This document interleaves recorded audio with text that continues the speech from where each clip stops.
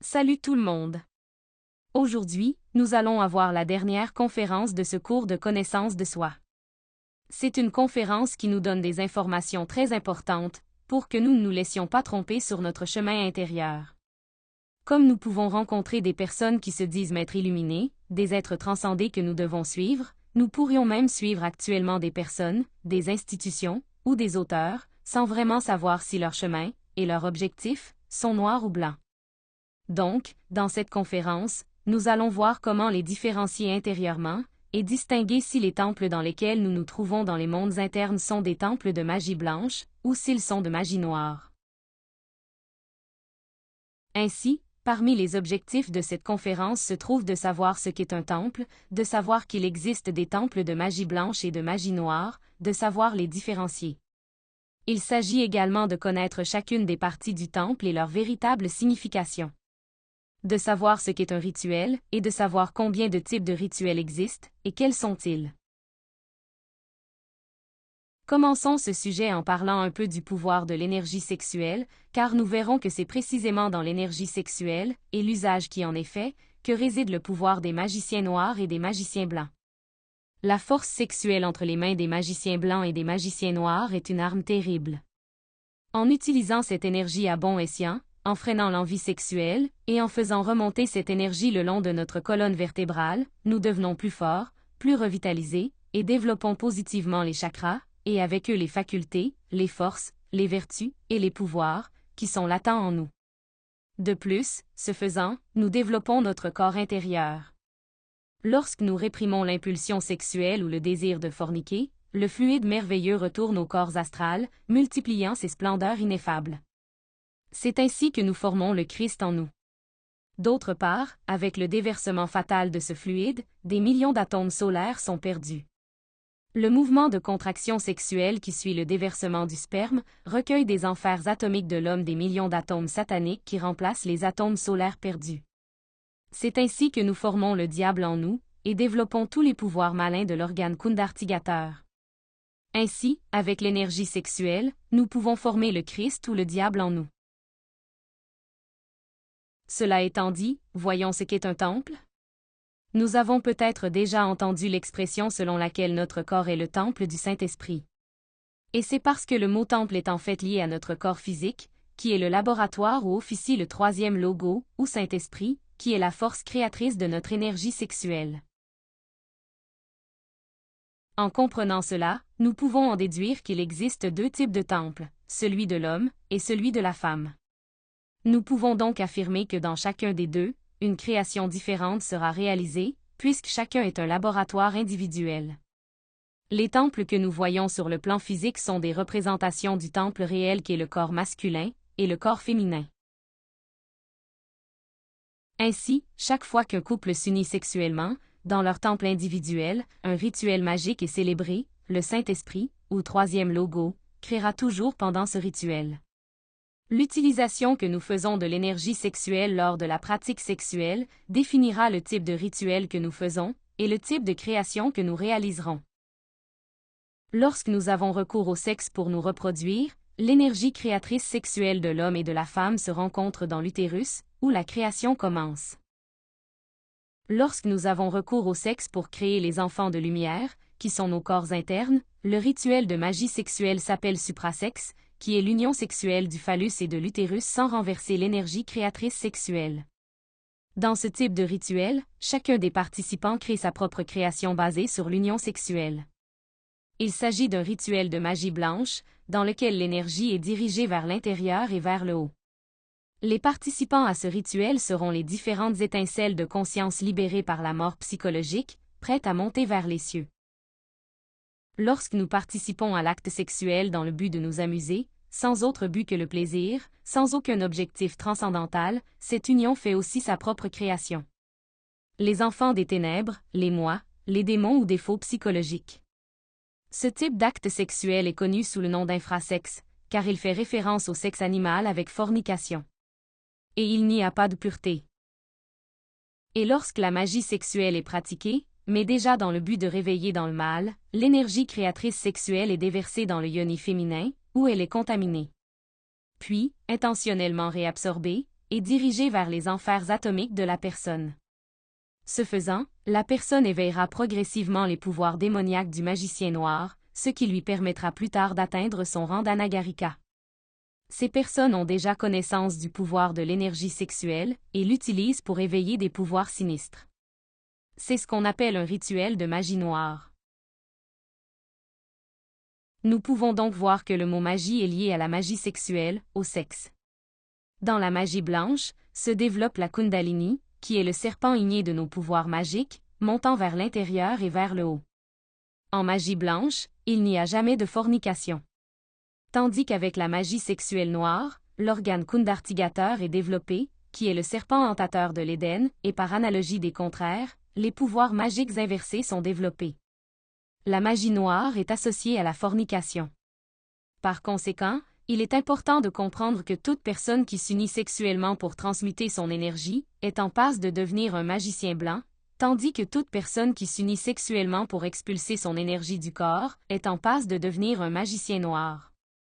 Même ceux qui pratiquent le tantrisme gris, et qui n'ont pas la connaissance de la valeur et du pouvoir de l'énergie, deviennent tôt ou tard des magiciens noirs, car leur enveloppe séminale noircit à chaque fornication, jusqu'à ce qu'ils finissent à un moment donné par se réveiller dans le mal.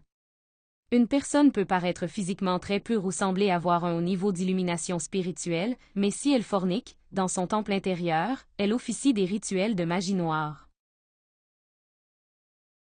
En faisant une investigation intérieure, et en demandant à notre être de nous permettre de voir le temple de la personne de qui nous recevons un enseignement, ou que nous suivons.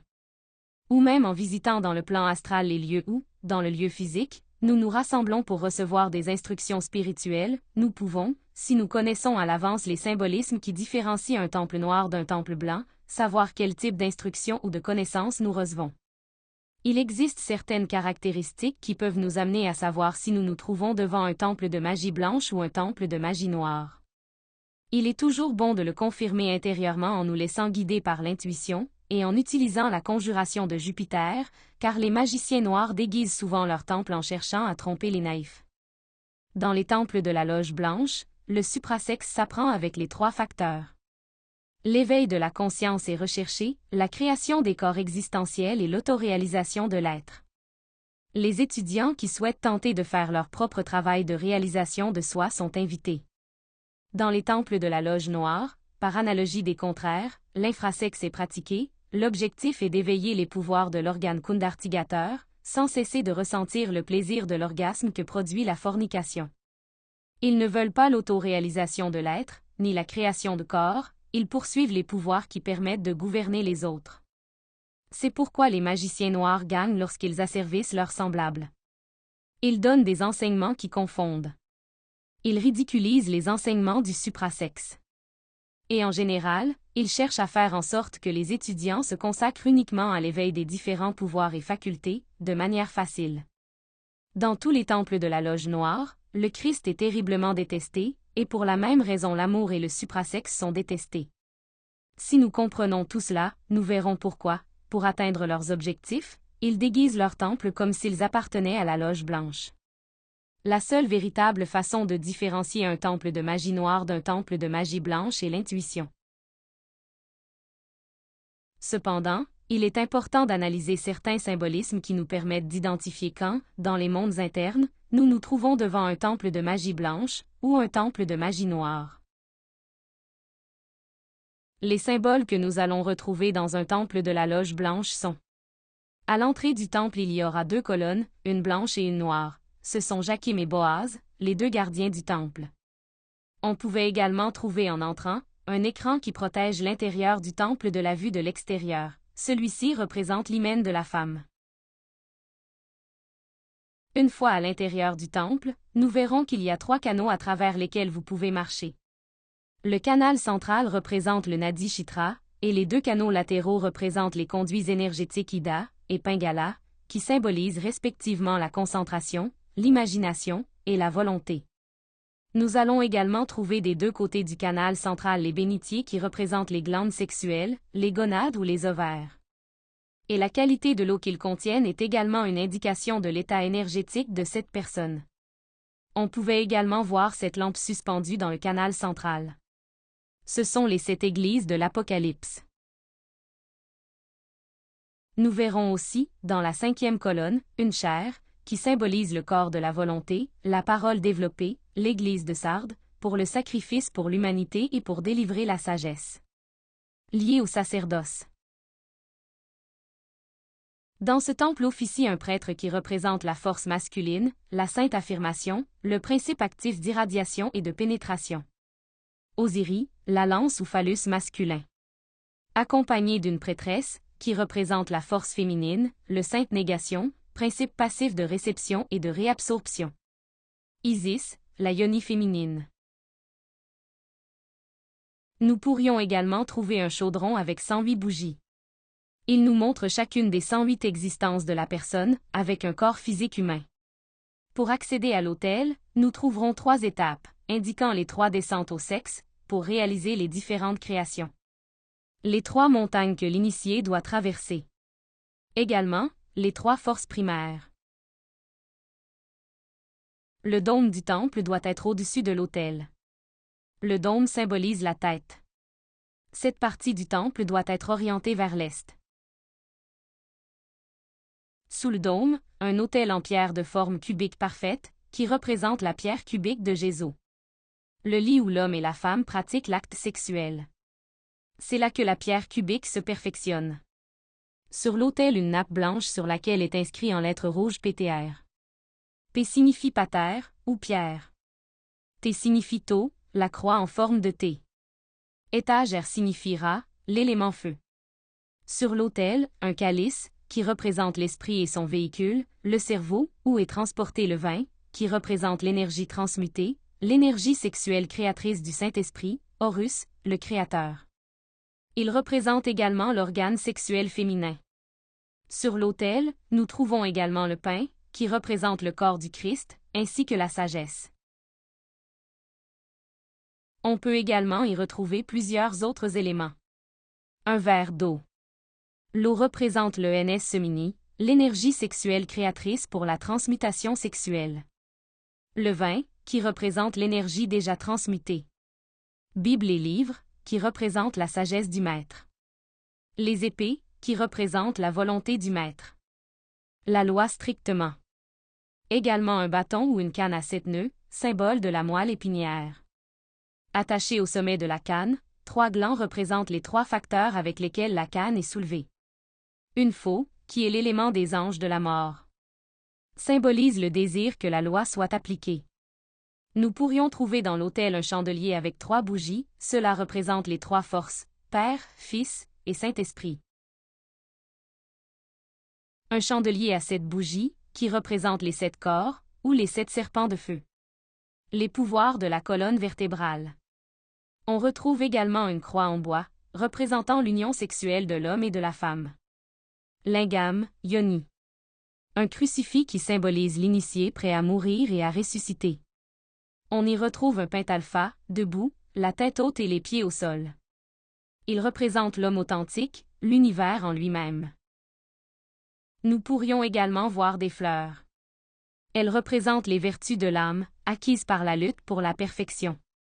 On pourrait également y retrouver un lion, symbole de la loi. Et aussi, l'image d'un coq avec l'inscription « Il est lui ». Cela signifie « Je suis celui qui éveille le jour », la conscience. Représente le Lucifer. Nous pourrions trouver dans l'autel une plume d'aigle, qui est le symbole de l'air. Dans un temple de magie blanche, on peut trouver des vêtements. Ceux-ci représentent les vêtements de l'âme, les corps existentiels de l'être.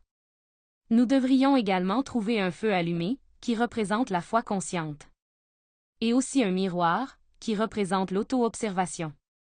Et pour se rappeler que chaque défaut que nous voyons chez les autres est un reflet de nous-mêmes. On retrouve également une horloge, symbole du temps ou du corps vital. Représentant la courte durée de l'existence.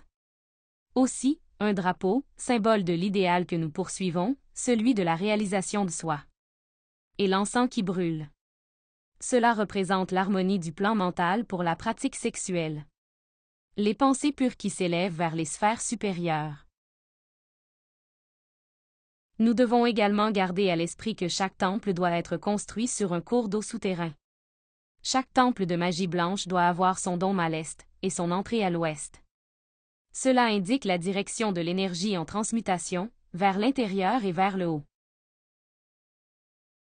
Et que tous les magiciens blancs portent l'épée du côté droit.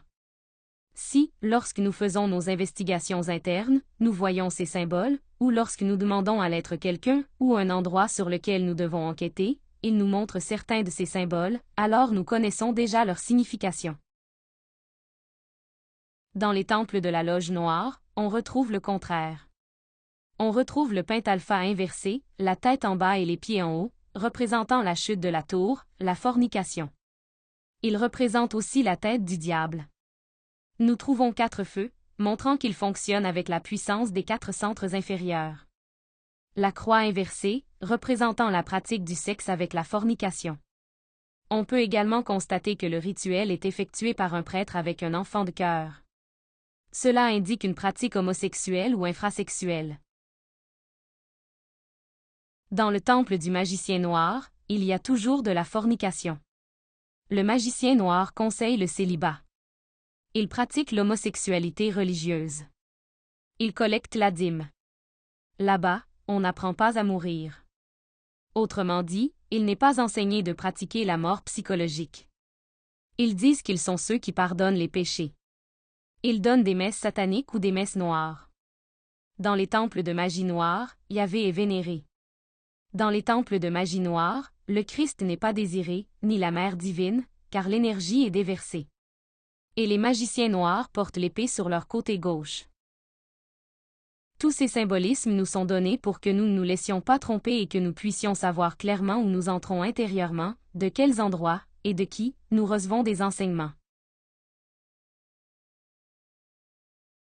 Rappelez-vous toujours que le corps physique est le temple en nous.